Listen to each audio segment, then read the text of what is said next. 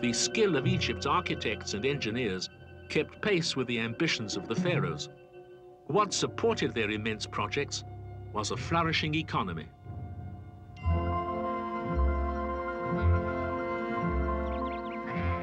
It was based on agriculture and a way of life still found along the Nile more than 3,000 years later.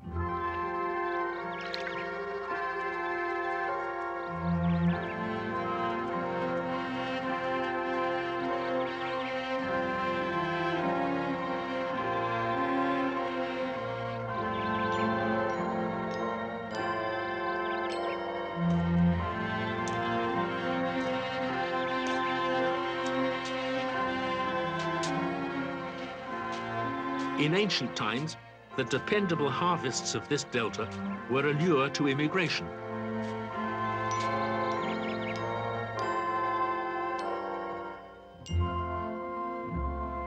Tribes from Canaan came across the border when their own lands were parched by drought, as Jacob's family did in the Bible story.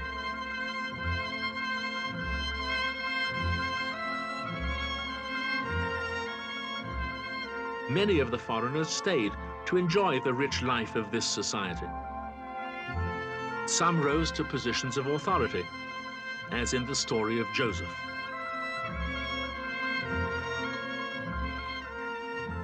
Rich, creative Egypt.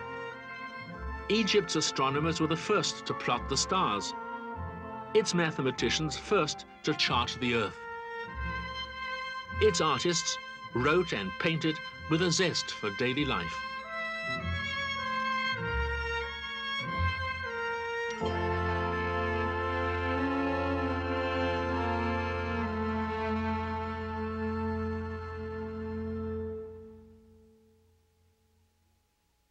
The complexity of all ancient religious systems, with their remote and multiple gods, was hard for the individual to comprehend. There were efforts to simplify. In the 1300s, a pharaoh tried to combine many gods in a single divine image, the life-giving disk of the sun called Aten. But the reform was put down as heresy. Aten expunged from the heavenly hierarchy, the old system of belief restored.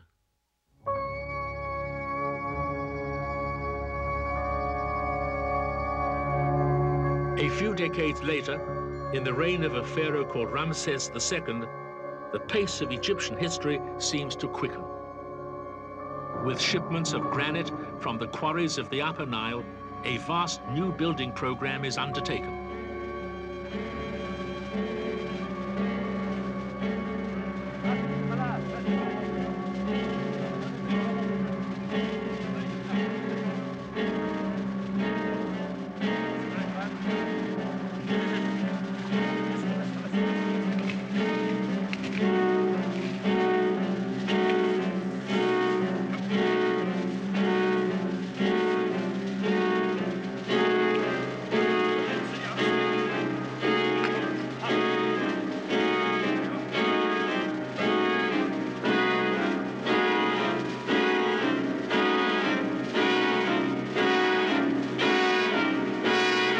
The pharaoh orders additions to the great temple of Karnak, the religious capital of the country. A temple to prepare for his own death.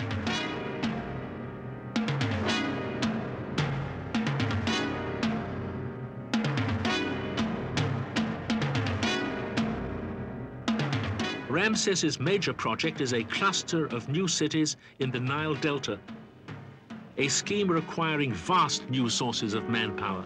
Foreign workers are pressed into service as forced labor.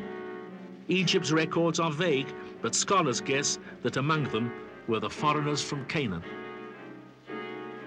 Under Ramses and his successors, Egypt launches a series of military adventures in Canaan. Egypt meets resistance, not from its traditional rival Mesopotamia, but from a newer empire, the Hittites of Asia Minor.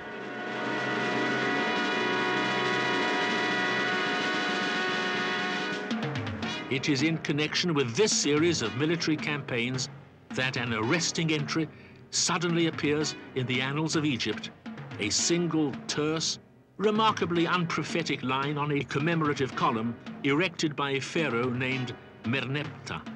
Israel, it says, is laid waste. His seed is destroyed. The date is around 1220 BCE. This is the first known written record of a people we might identify as Jews.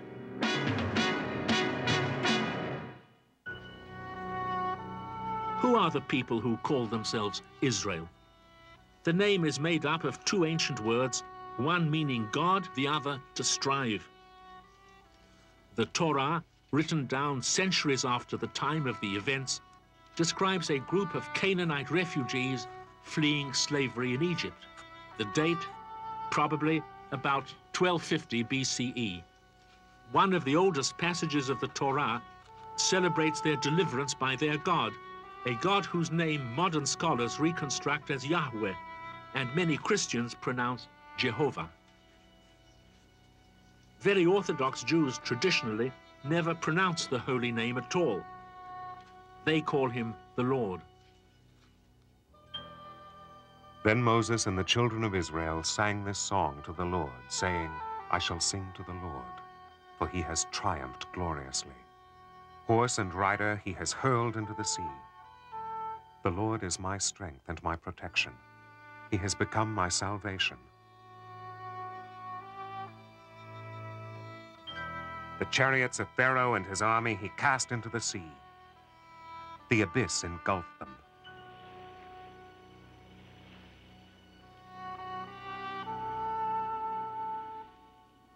The charismatic leader called Moses, the escape route, the chronology of the Exodus, these are matters for which the Bible is our only source, but the fact of the Exodus and its impact are hard to dispute.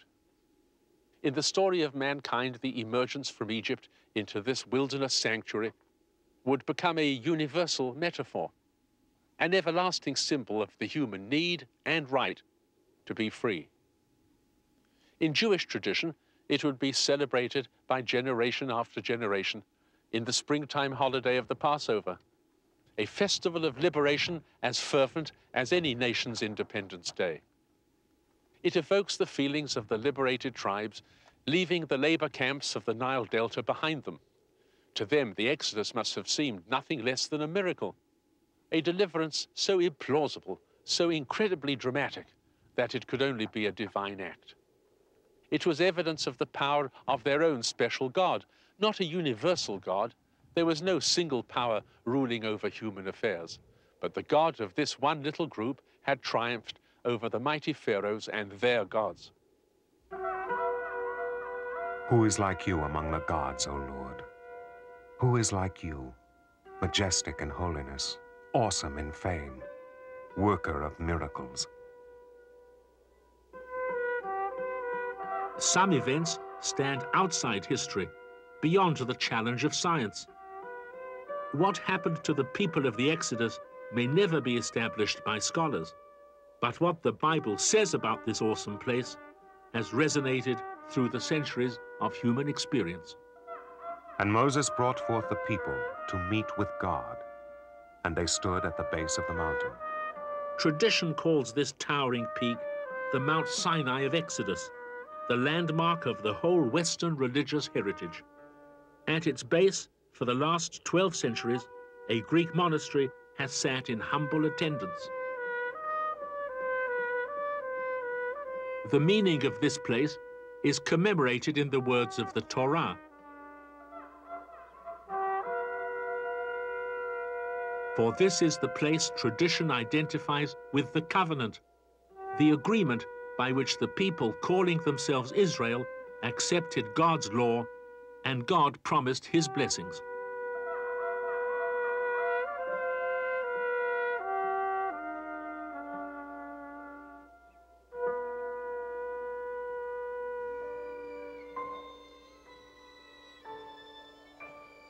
I am the Lord your God, who brought you out of the land of Egypt, out of the house of bondage. You shall have no other gods before me. You shall not make for yourself a graven image. There were laws governing the relationship between man and God. You shall not take the name of the Lord your God in vain. Remember the Sabbath day to keep it holy. Laws of behavior between men and women, between members of the family. Honor your father and your mother. Laws governing the relationships of individuals and society. You shall not kill. You shall not commit adultery. You shall not steal. You shall not bear false witness against your neighbor. By the act of the covenant, You shall not covet your neighbor's the people of Israel had committed themselves to the rule of law as a holy principle. The God of Moses is not without connections to earlier religions. He visits a kind of spell on Israel's enemies in the form of plagues. His worship includes a prescribed ritual of animal sacrifices, but Yahweh, the Hebrew God, is without precedent in ancient belief. If not the only God in the universe, then he is the only God of this particular people. And there is no mystery to be divined by omens or averted by ritual magic. Yahweh promises to deal with his people not on the basis of divine whim or passion, but of law, open and explicit. Other peoples have elevated their kings to the status of deities, but in this covenant, Israel has accepted God as their king. Mankind's view of the human condition has begun to undergo a remarkable change.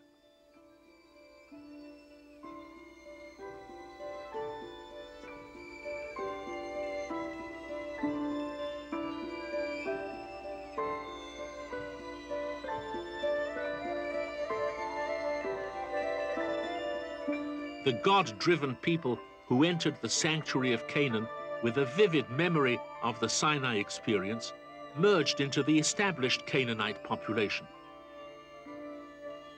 Most of them, after all, were originally Canaanite by language and culture.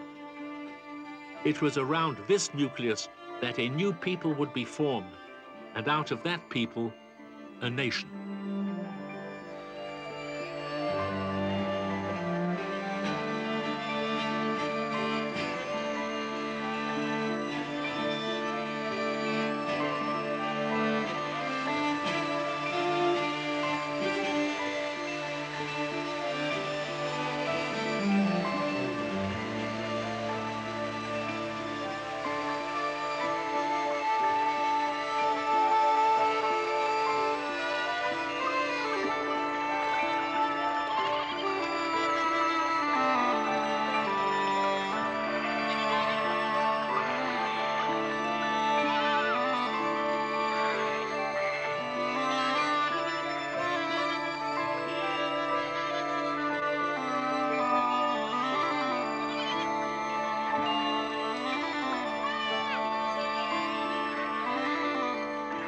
Canaan in the 1200s was vulnerable to new forces.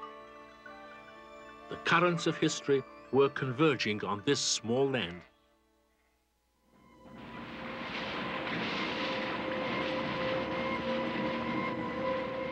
A sequence of landings by warriors from the Aegean, the area that would later be known as Greece. The Sea Peoples, they were called. They arrived as mercenaries of the Egyptians and Hittites. They stayed as freebooters, pursuing their own violent cause.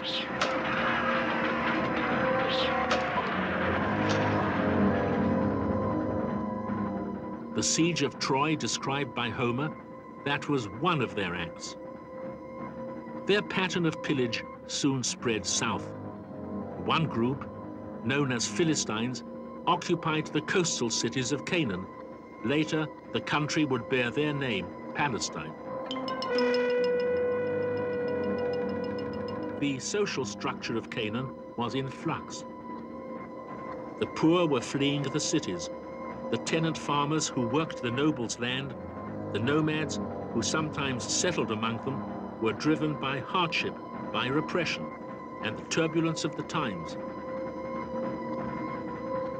Many of these people became refugees, apiru in the ancient term. They fled to the back country, where they joined with another group of refugees, those God-enlightened people of the Exodus from Egypt. Two groups of apiru, which may be the source of the word Hebrew.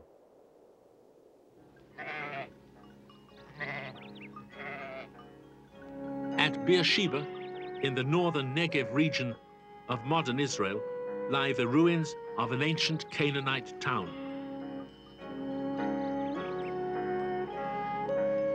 It became a Hebrew settlement sometime in the 1100s.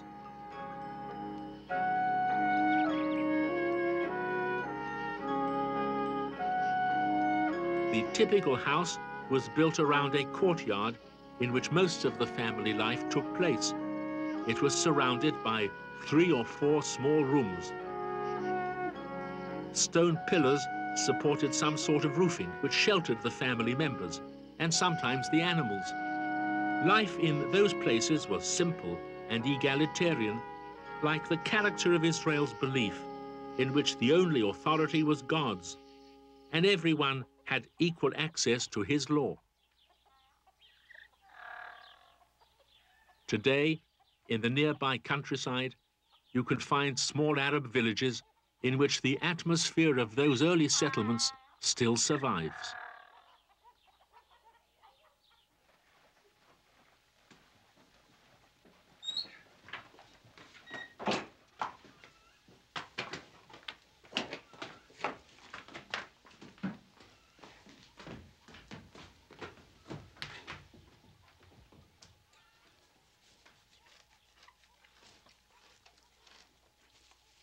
The inscription on this wall is in ancient Hebrew. It bears witness to the Israelite God.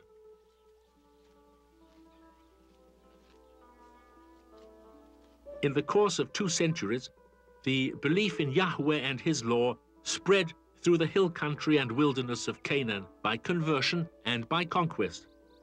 As it spread, its adherents formed a league, a federation of little communities.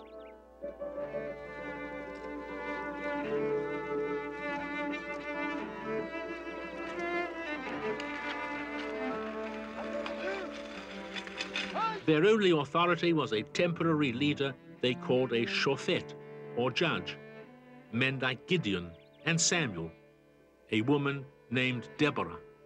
The only thing that linked the communities was the Covenant of Sinai. They carried tablets inscribed with God's laws into battle when they fought with neighboring peoples for control of the countryside.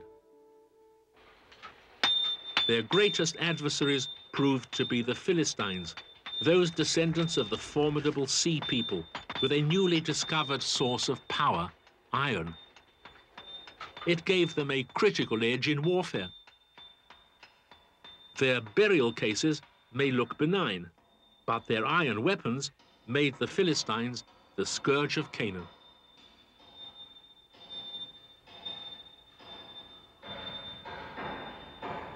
About the year 1020, faced with a losing war against this enemy, the Israelites adopted a course often taken by ancient peoples in times of crisis. They chose a king. His name was Saul.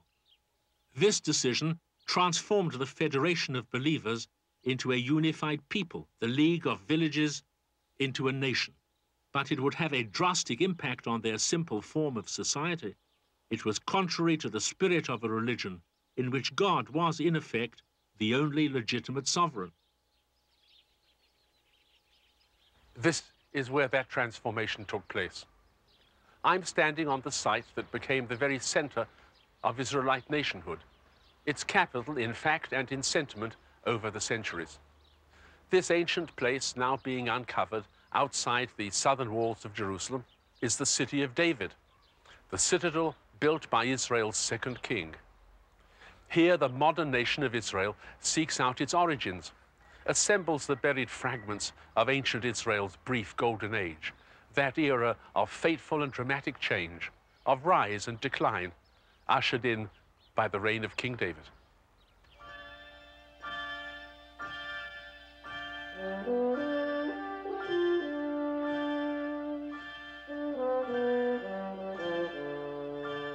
David, a popular hero who staved off the Philistine threat and unified the scattered communities of Israel.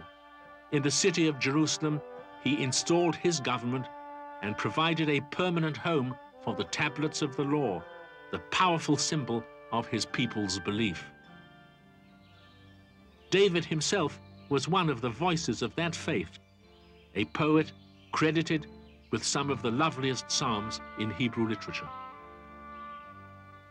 O Lord, our Lord, how great is your name in all the earth. When I consider your heaven, the work of your fingers, the moon and the stars, what is man that you are mindful of him? You have made him little lower than the angels and crowned him with honor and glory. You gave him dominion over all the works of your hands, all sheep and oxen, yes, and the beasts of the field, the fowl of the earth, and whatever passes through the paths of the sea.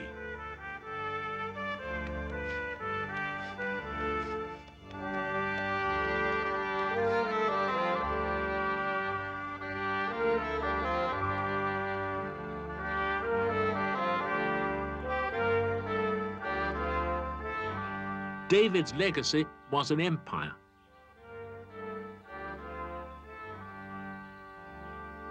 With the great powers, Egypt and Mesopotamia, both in temporary decline, Israel expanded to fill the vacuum. Israel's dominion extended north to the Euphrates, south to the borders of Sinai. The nation of refugees was now a ruler of subject peoples, Canaanites, Edomites, Moabites. David's son and heir, Solomon, consolidated Israel's new power and exploited it. In trade with the corners of the empire, luxury goods of all sorts were imported. They found a market among a new class of urban rich. Like the pharaohs of Egypt, Solomon launched an ambitious building program. Its keystone, the splendid temple in Jerusalem.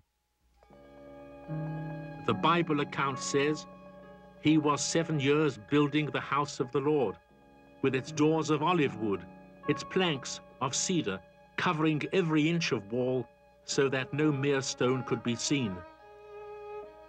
Its carvings of palm trees and blossoms. Winged beasts called cherubim, their wings spreading from wall to wall, the figures overlaid with gold.